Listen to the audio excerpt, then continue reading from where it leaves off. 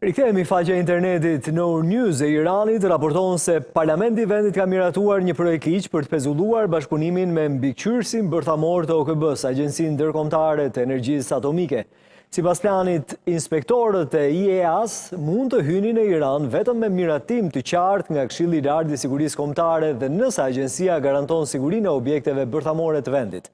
Por sipas agjencisë së lajmeve MER, 221 antar votuan në favor të projektligjit që rekomandon pezullimin e bashkëpunimit të vendit me Agjencinë Ndërkombëtare të Energjisë Atomike. Projektligji mori asnjë vot të kundër dhe një abstenim, shtoi raporti. Ai ndalon hyrjen e inspektorëve nëse siguria e objekteve nuk është e garantuar, por është ende në dorë të Këshillit të Lartë të Sigurisë Kombëtare të vendit që të marrë një vendim përfundimtar për veprime mbi rekomandimin e Parlamentit.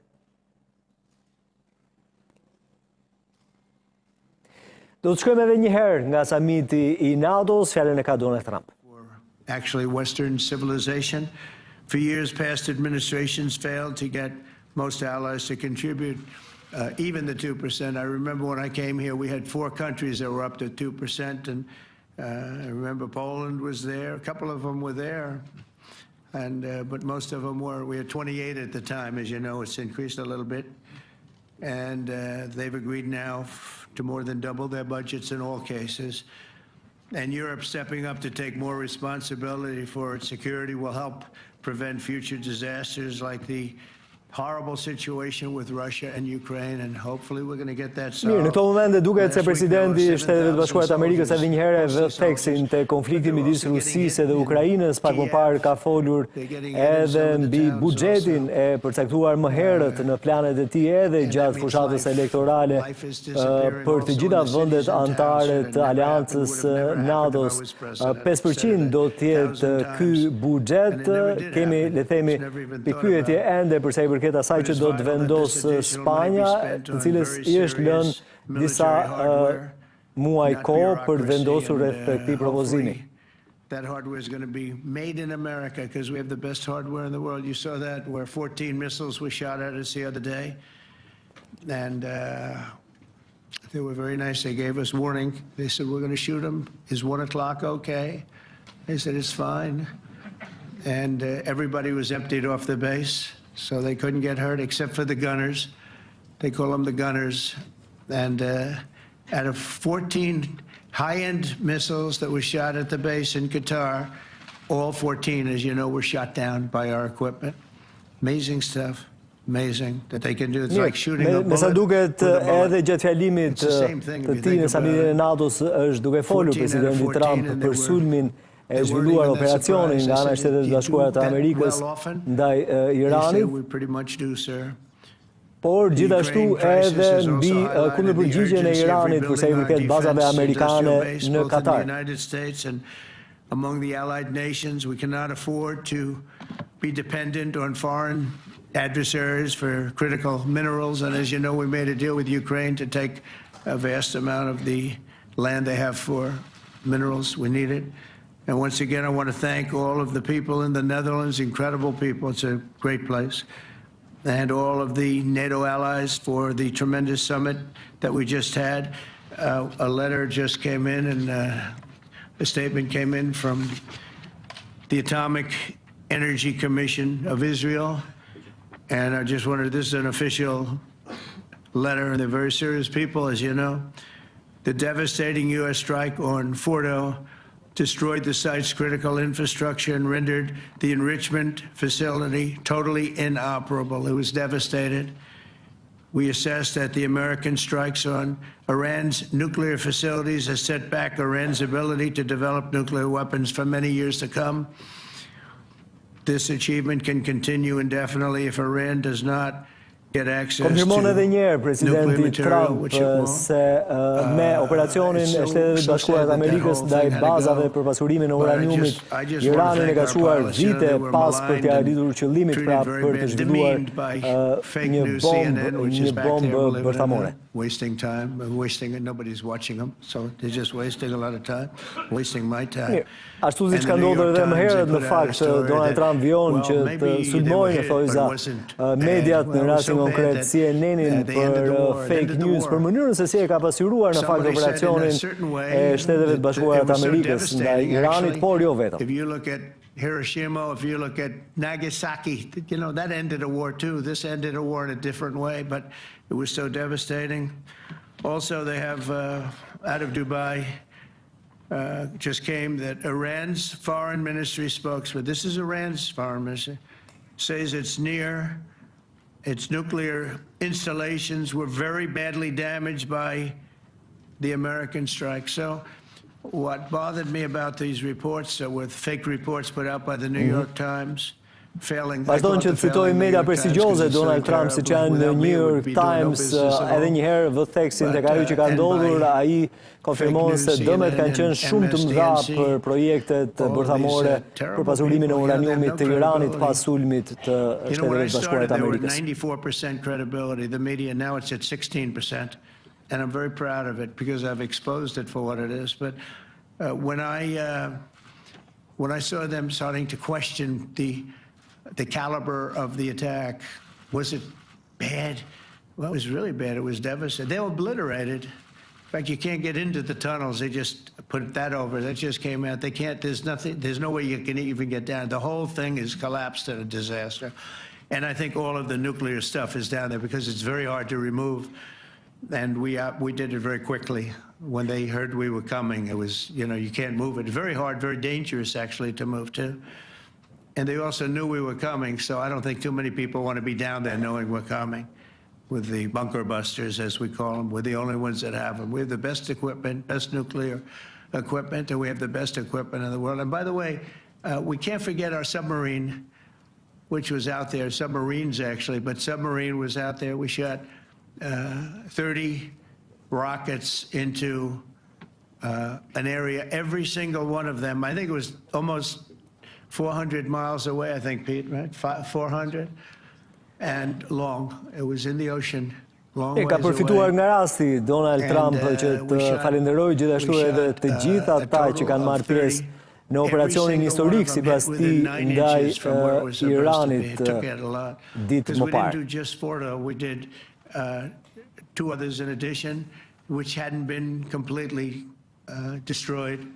So we hit them with a submarine from hundreds of miles away. Amazing, just amazing equipment. Greatest submarines in the world. Nobody's even close. They're 20 years behind us when it comes to submarine technology. So that's one, and the other was from the Atomic Energy Commission. And they have about 3 or 4 of them now coming in from atomic energy commissions from various places. But the one that we have that just came out, we released it a little while ago, was from the Israeli Atomic Energy Commission. But numerous of them are getting to see the site, and the site has been demolished. And again, we had these brave patriots, these incredible flyers, these people that can fly a plane better than anybody can fly a plane, going into very hostile territory, flying into the territory that has got more missiles and things pointed at it, but it was very stealth. They didn't get to see it. It was dark. That's the amazing thing about the shots. They hit the shots perfectly, and yet it was dead dark. There was no moon. There was no light. It was virtually moonless. Jo, me fjalët e mira përsa i përket të gjithë stafit që realizoi operacionin, Donald Trump duke nënvizuar faktin se pavarësisht vështirësive të distancës, terrenit edhe kushteve, është arritur që objektivi të sulmohet me një saktësi të jashtëzakonshme sipas presidentit të Shteteve të Bashkuara të Amerikës. I think a total of 52 tankers. That means the big tankers, because the refueling was a lot for all of the different planes that we sent. Incredible operation, and I have to say, General Raisin Kane was incredible. That's why he beat ISIS, and we beat ISIS in a matter of weeks.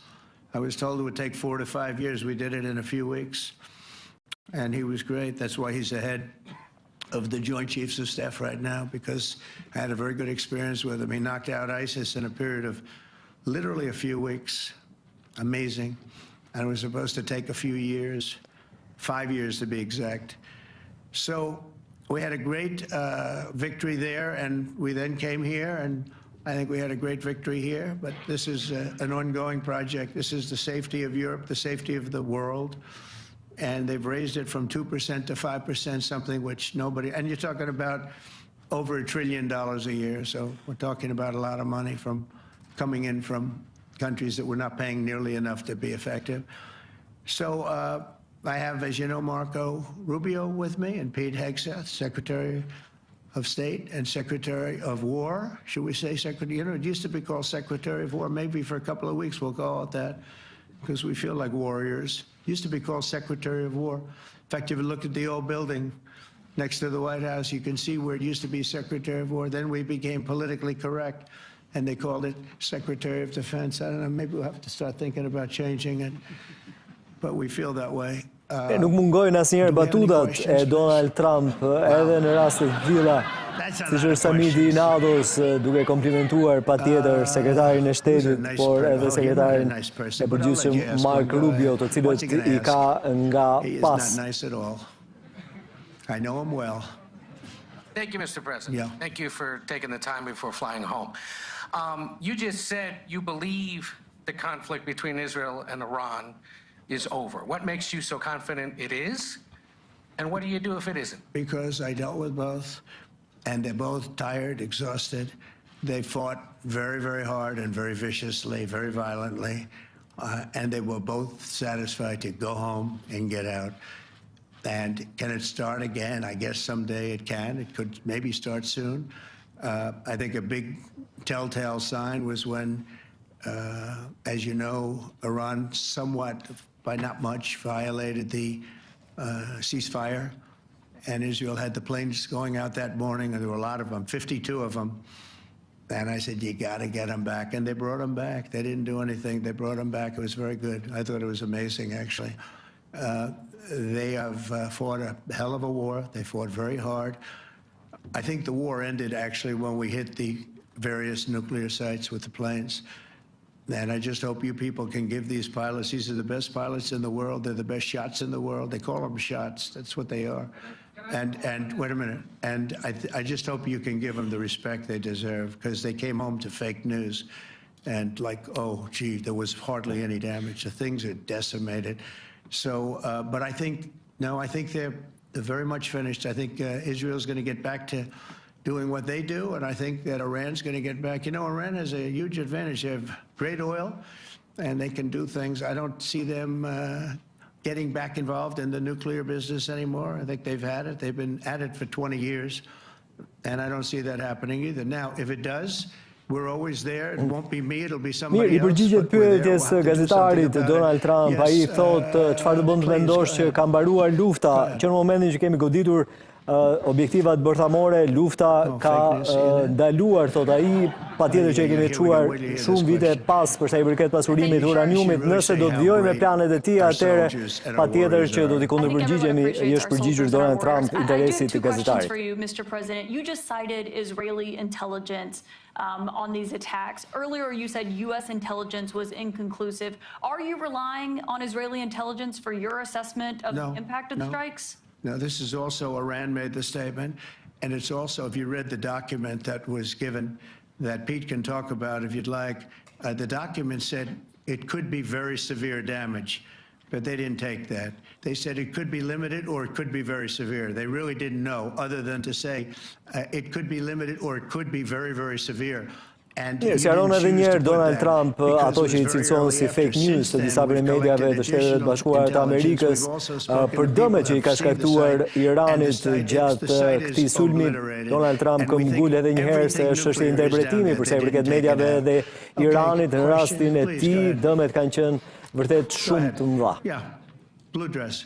Thank you so much, Mr. President. Yesterday, you said China can now continue to purchase oil from Iran. Yeah. Are you giving up on your maximum pressure campaign? Because there are sanctions right now. With who? On Iran. No, look, they just had a war. The war was fought. They fought it bravely. I'm not giving up. They're in the oil business. I mean, I could stop it if I wanted. I could sell China the oil myself. I don't want to do that. They're going to need money to put that country back into shape. We want to see that happen. No, if they're going to sell oil, they're going to sell oil. We're not taking over the oil. We could have, I used to say with Iraq, keep the oil. I could say it here, too. We could have kept the oil. No, China is going to want to buy oil. They can buy it from us. They can buy it from other people. But you're going to have to put that country back into shape. It desperately needs money. Yeah. Mr. President. Yeah, please. Here we go. I'm picking the beauties today.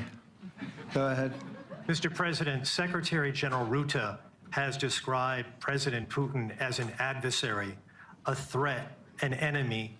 Do you view him the same way? And in addition to that, you mentioned General Kane, your chief of staff, the chairman of the Joint Chiefs of Staff. General Kane.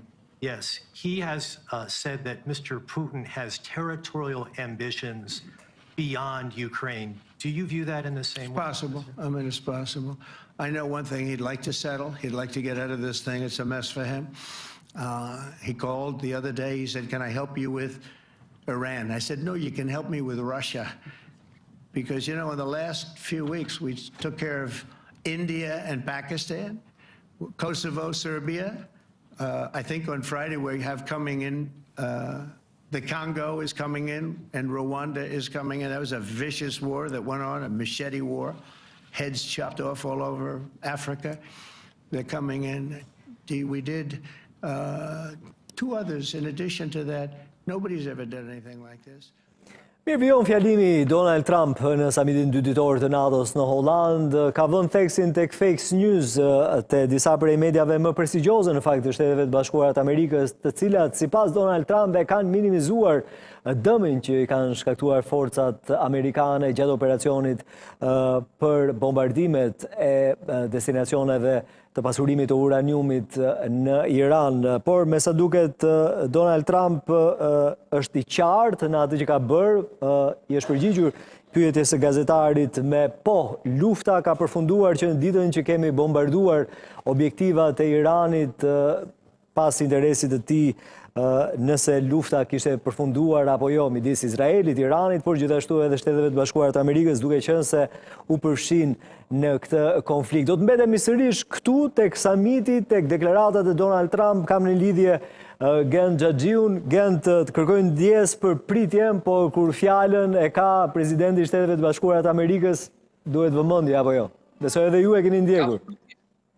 Jo, e mi kuptueshme plotësisht, madje ishte mirë që rastisëm këtë kohë sepse edhe unë mund ta ndjek ndërkohë live deklaratat e presidentit që si gjithmonë kalojnë nga bombastike në sensin e mirë të fjalës dhe të lajmeve të reja që dha dhe nuk e di nëse kape po në fund përmendi dhe konflikte të tjera në planet ku ravizoi dhe Kosovë-Serbi, megjithëse këtu nuk është se ka një konflikt mirëfill, po është në retorikën e presidentit Shteteve të Bashkuara për të dhënë një mesazh që ka boshte të ndryshme konfliktesh dhe Shtetet e Bashkuara dhe NATO do të jenë garantët e paqes. Mendoj që kjo ishte retorika kryesore pse u përmendën disa konflikte, disa janë të fjetura në fakt, përmendi gjithashtu dhe Indi, Pakistan e tjerë. Pra është tentativa e presidentit për të dhënë një mesazh që konflikte ka, mund të ketë, dhe garantët e kundër këtyre do të jenë Shtetet e Bashkuara. Absolutisht. Ishte në fakt momenti, ishte ky moment triumfi mbas asaj që ndodhi në Iran për të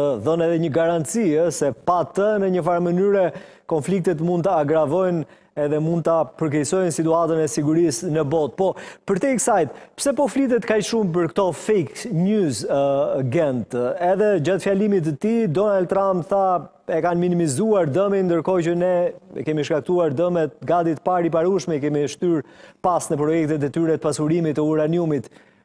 Pse e gjitha kjo? Në gjykimin tënd, në optikën tënde, është bërë vërtet dëm, sepse sot po shikoja media të rëndësishme të cilat pasqyronin Iranin, i cili i thonte popullit vet se kanë fituar. Tani, kanë fituar, kanë humbur, çfarë ka ndodhur? Se s'po e marrin vesh.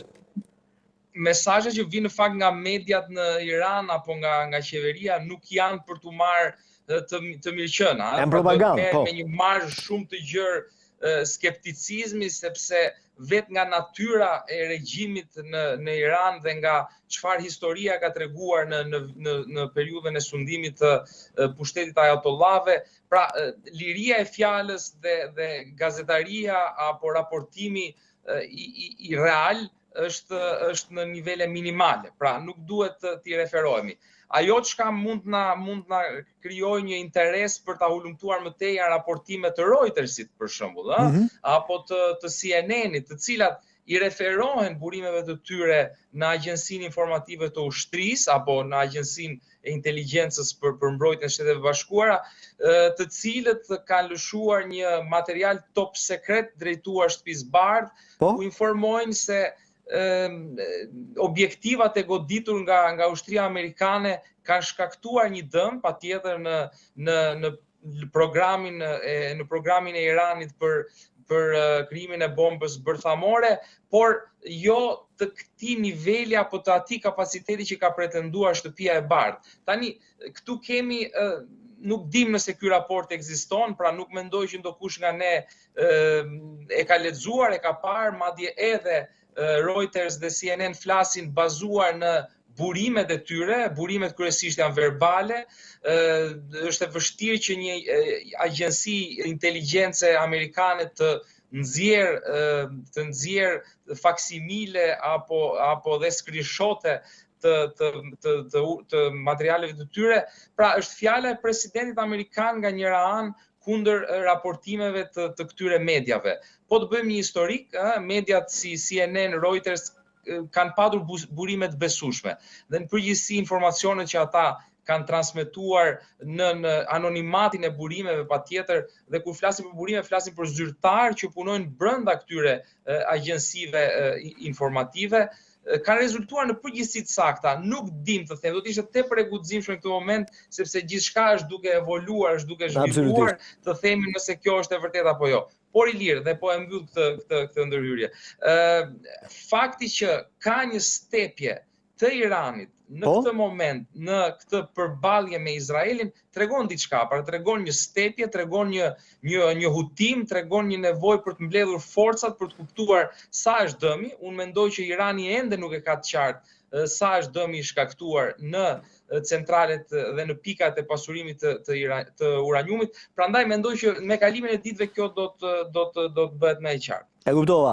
Gend, po të bëjt një të pyetje që gazetari bëri Donald Trump. A ka përfunduar lufta apo nuk ka përfunduar?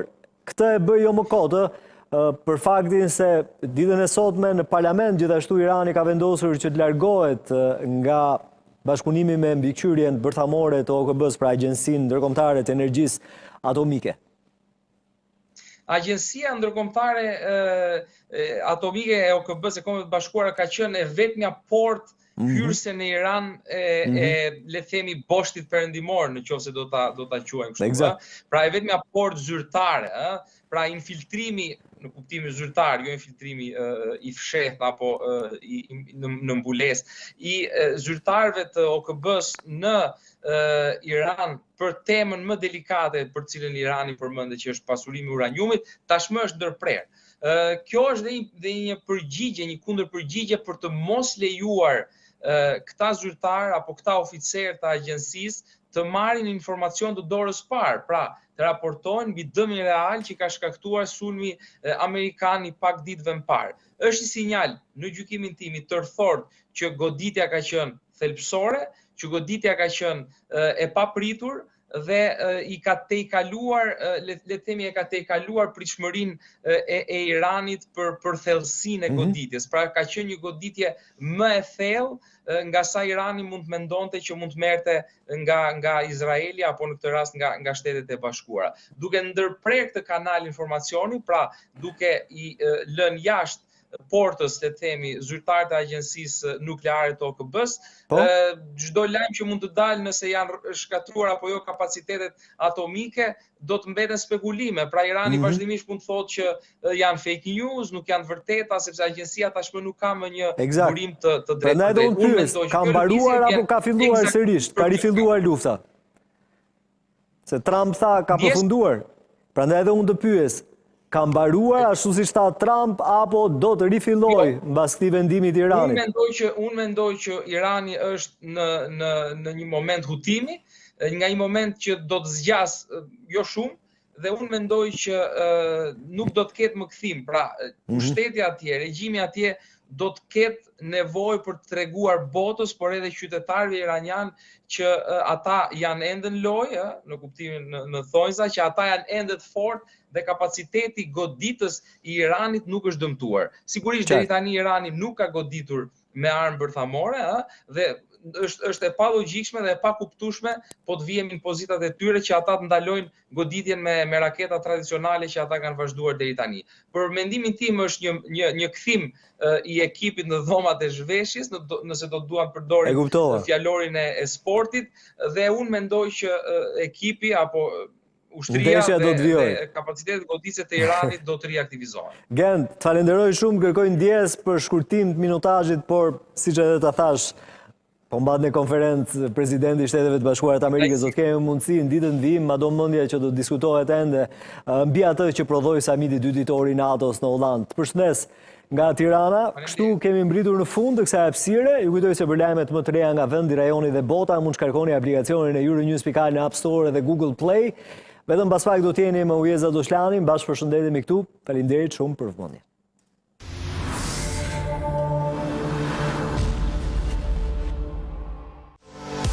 Shkarko tani aplikacionin Euronews